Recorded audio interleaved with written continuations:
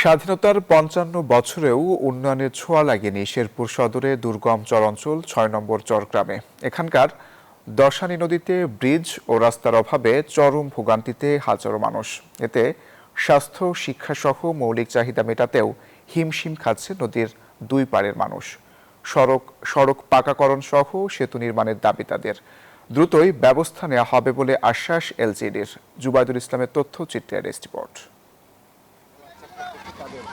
এভাবেই ঝুঁকি নিয়ে হাঁটু সমান পানি ভেঙে স্কুল মাদ্রাসায় যাতায়াত করছেন কোমলমতি শিক্ষার্থীরা।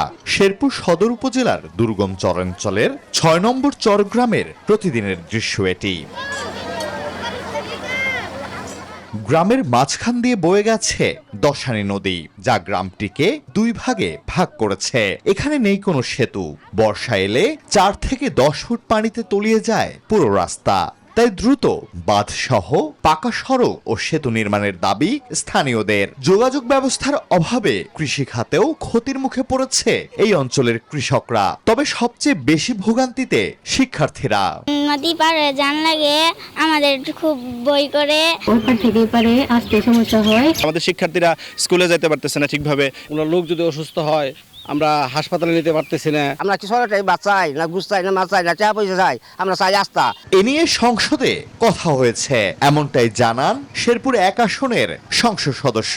আমি সংসদেও এগুলো নিয়ে নোটিশ দিয়েছি, একাধিক প্রশ্ন করেছি এবং আমার যখনই সুযোগ এসেছে রাস্তাঘাট নিয়ে কথা বলার, ব্রিজ কালভার্ট নিয়ে কথা বলেছি। শিগগিরই সেতুর নির্মাণ কাজ শুরু করা হবে বলে আশ্বাস এলজিইডির এই কর্মকর্তার। দশানী ব্রিজের ডিজাইন, ড্রয়িং এগুলি চলতেছে। অল্প দিনের মধ্যে সেটা বাস্তবায়নে যাব আমরা, এবং ব্রিজের সাথে অ্যাপ্রোচ যে রাস্তাটাও হবে, উন্নয়ন হবে। চরাঞ্চলের মানুষের জীবনযাত্রা স্বাভাবিক করতে দ্রুত একটি সেতু ও টেকসই রাস্তা তৈরি করতে পদক্ষেপ নেবে সরকার, এমনটাই প্রত্যাশা স্থানীয়দের। Desk report, news 24।